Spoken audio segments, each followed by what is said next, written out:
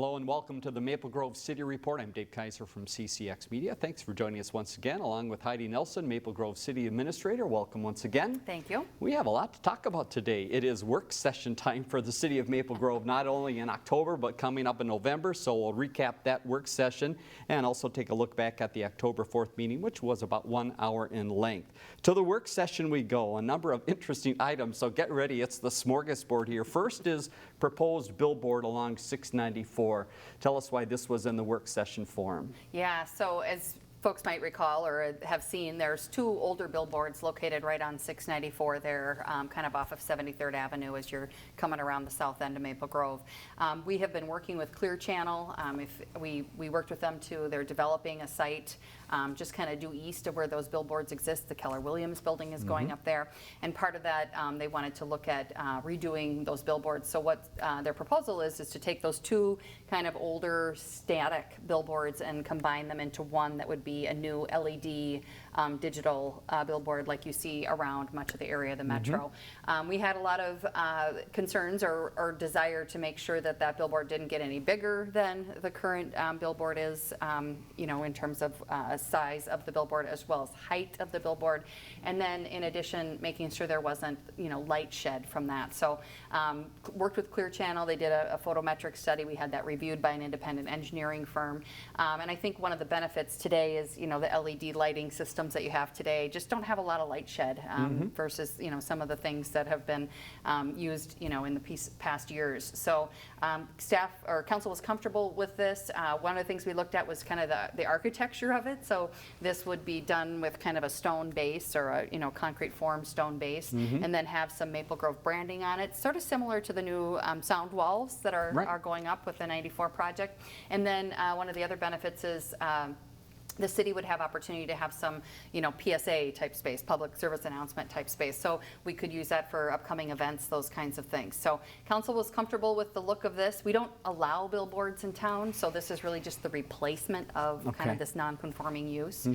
So you'll see this one come forward for its formal approvals in the future. All right, next item on the work session was talking about placement of refuge and recycling. So this goes to the homeowners. What are we talking about here? Yeah, so currently in Maple Grove, our city code requires that all garbage and recycling receptacles be completely screened from the right-of-way.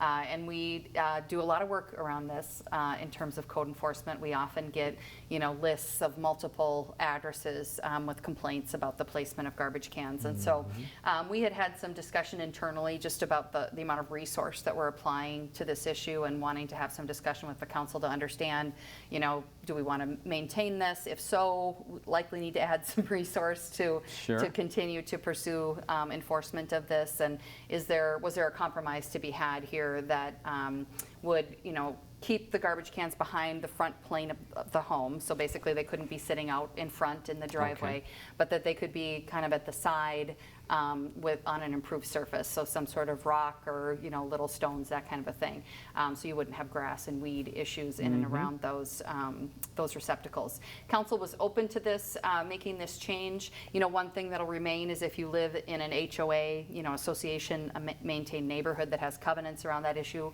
you know, those could certainly be more stringent than the city code. But we are going to be bringing forward that code amendment to provide a little more flexibility there to homeowners. And I think one of the driving factors was the number of and the size of containers that people have today. Oftentimes they're getting larger recycling bins. Organics is another piece that's coming. And so wanting to be flexible but still have some standards in place to make sure neighborhoods are well kept. All right, more to come on that. The next item at the work session on the 4th was the keeping of chickens, something that's been discussed in other communities. It's Maple Grove's turn. Yeah. So this is a topic that had come up earlier in the spring. We had a group of residents come forward wanting the council to consider a change to our ordinances to allow for the keeping of chickens on a smaller lot size. So today we allow them on a 1 acre or larger lot size, so really more kind of in the larger lot rural areas. We provided some background information. As you said, a number of cities have made some changes to their ordinances, so provided information about what other suburbs codes look like. There were folks in the audience, you know, in support of the keeping of chickens, and that those that raised Sure. concerns about that. And I think the concerns, certainly, the folks that were supportive of it, talking about the benefit of, children being able to raise, chickens and having those eggs available to them. There's some pest control things that chickens bring.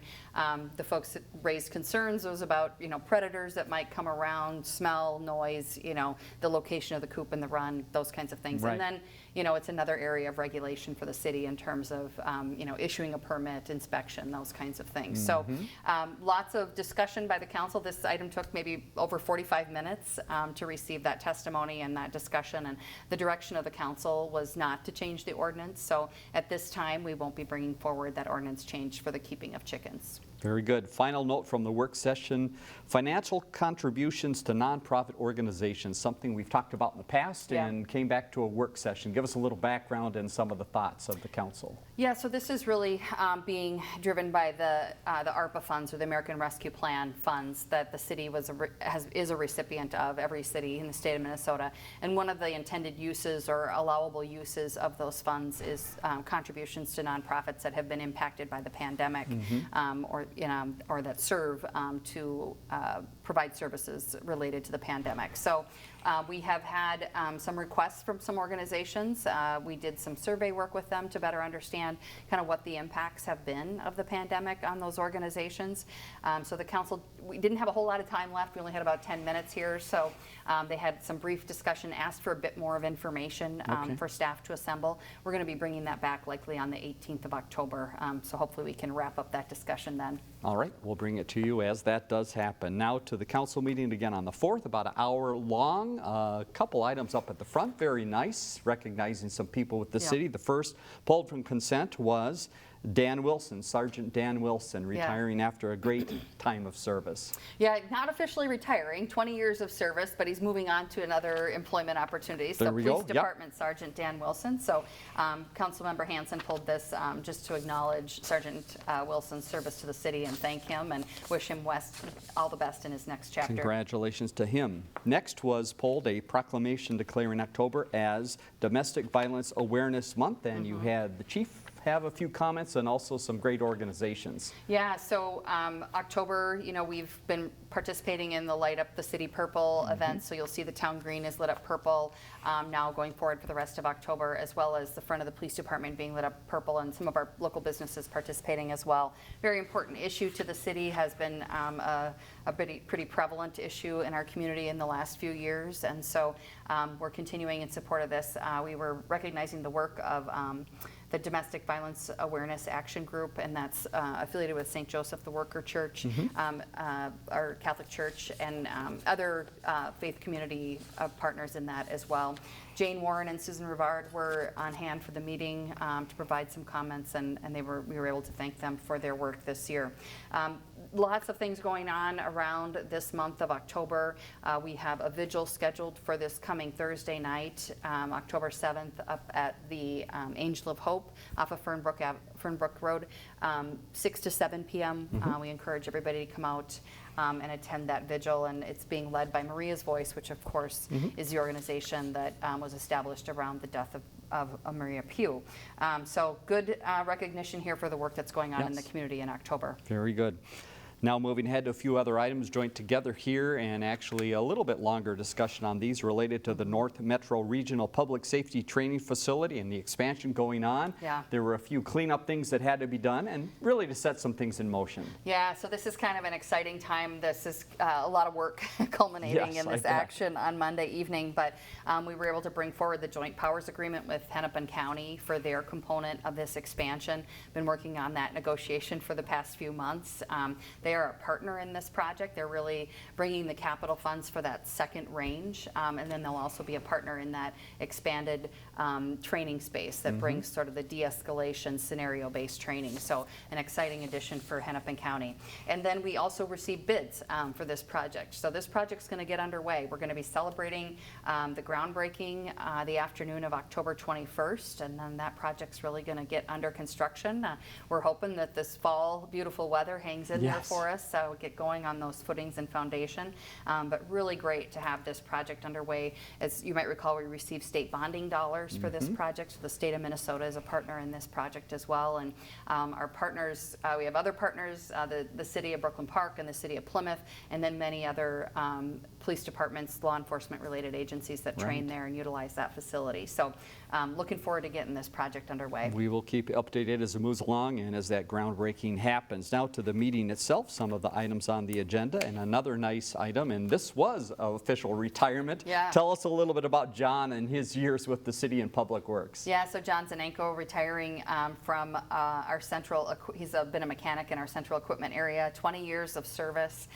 John's just been a great member of the team up there, so members of his co-workers there from Public Works, as well as John is an active member in the Maple Grove Lions Club, and so a lot of his fellow Lions were in the audience as well. And I think important to note that John also served in the Minnesota Air National Guard's 133rd Airlift Wing, and so he had a long military career of service as well as this 20 years to Public Works. And so we wish John all the best in his retirement, and we know we'll continue to see him with the Lions Club, but he's moving on from his city work. Fantastic part of the city. Now to community and economic development items, a few to mention here.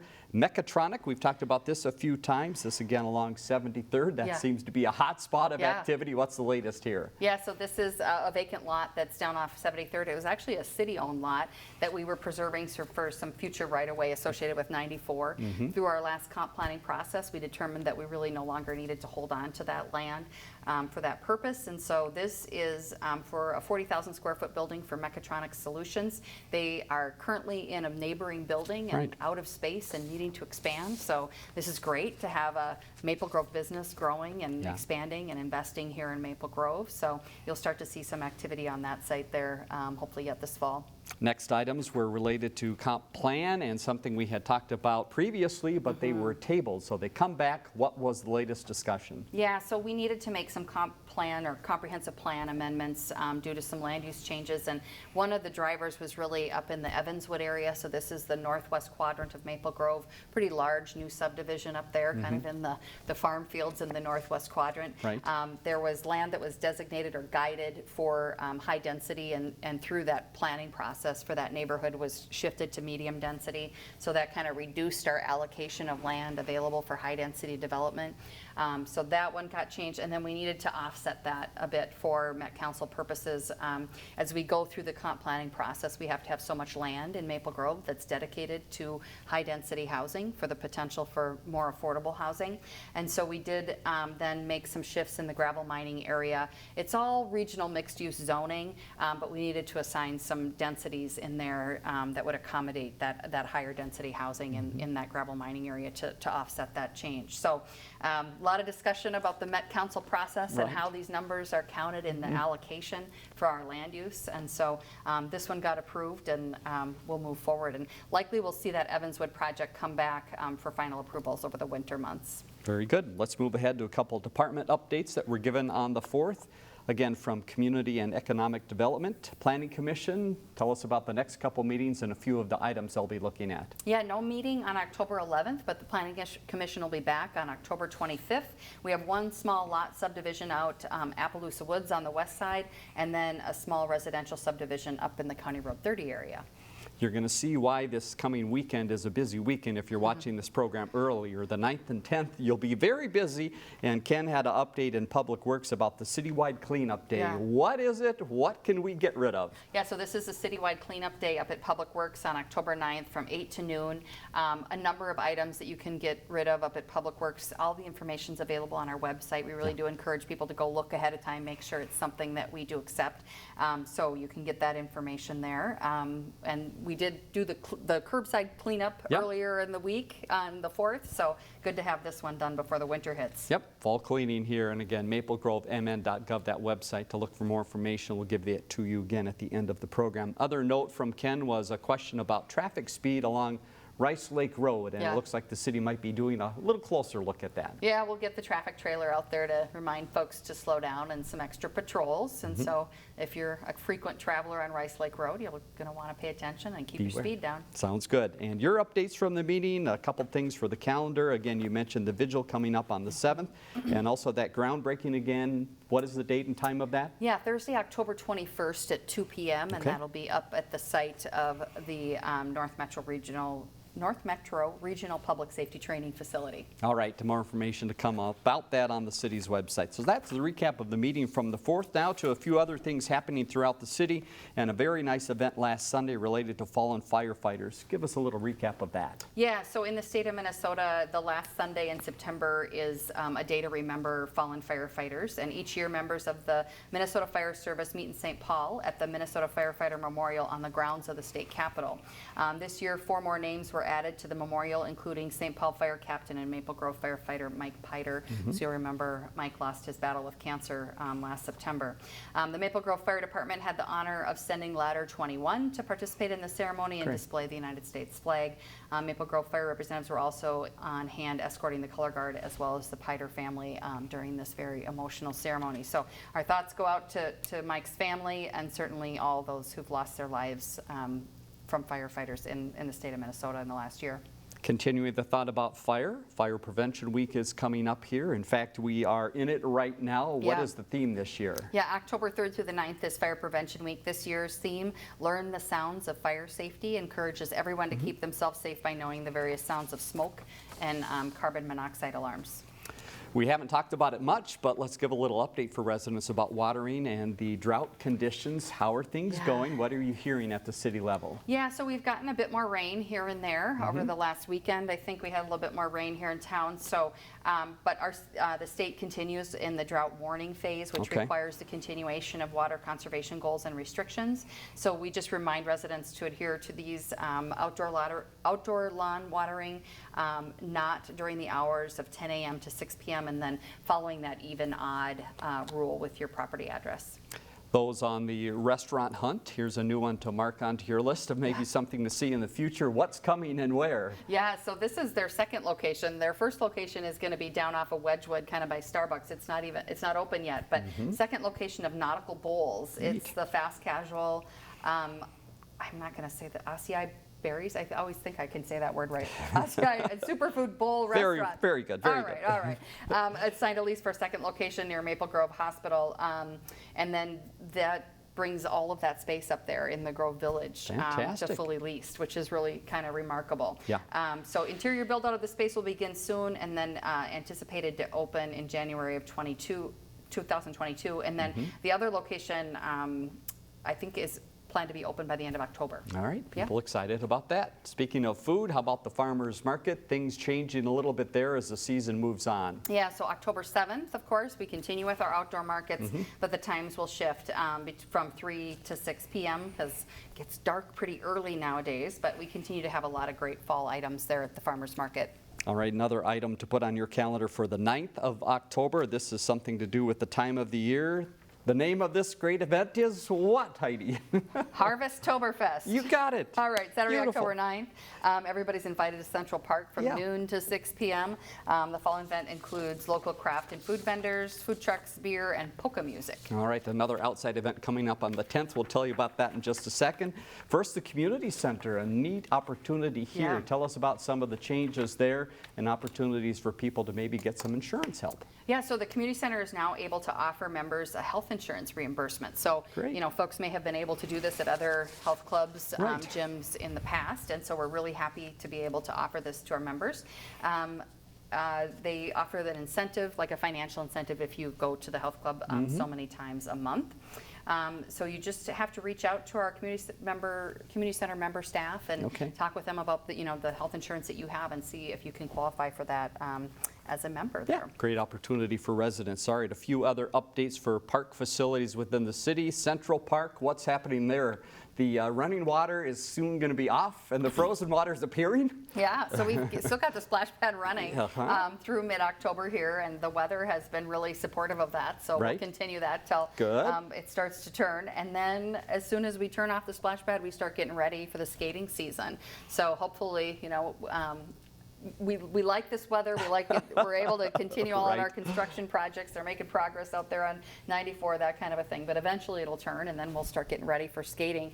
We do try to have that skating loop open right around the Thanksgiving holiday, that week before the of the Thanksgiving Right. holiday. So watch for the turn of the season out Yeah, there. a lot of people can't wait. Speaking of construction, over at Town Green, a few things happening. What's the construction update there? Yeah, so some of the walkways over there are being replaced, maintained, that kind of a thing. So you'll see some closure of some of that area over there. We anticipate that project will take until about mid-November to fully complete. All right, and one final event again. You're busy on the 9th already, now on the 10th. Here's some things to do related to the Fall Festival of Trees. Who's the group behind this and what's happening? Yeah, so this is a Maple Grove Arbor Committee event. So this is a second annual Fall Tree Festival. Runs through October 10th. Includes a number of fun ways to appreciate the fall colors. You can go to our city website or the Facebook event page for that event to get more information. But there's a parade of trees, a scavenger hunt, a tree giveaway, and then encourage everybody to get out for a hike in the forest preservation area Yeah. as the leaves start to turn. So Yep, beautiful nice fall time of the event year. through October 10th. All right, take a look at that and all that information on the city's website. Let's give you that information now and also take a look at that next council meeting date. The next meeting will be on Monday the 18th at 7:30 at the Government Center. Phone number at the bottom of the screen and right in the middle, the website maplegrovemn.gov. A lot of information there about some of the things we've mentioned. Also, that date coming up for the cleanup day and what you can and cannot drop off. For Heidi Nelson, I'm Dave Kaiser. Thanks so much for joining us on the Maple Grove City Report.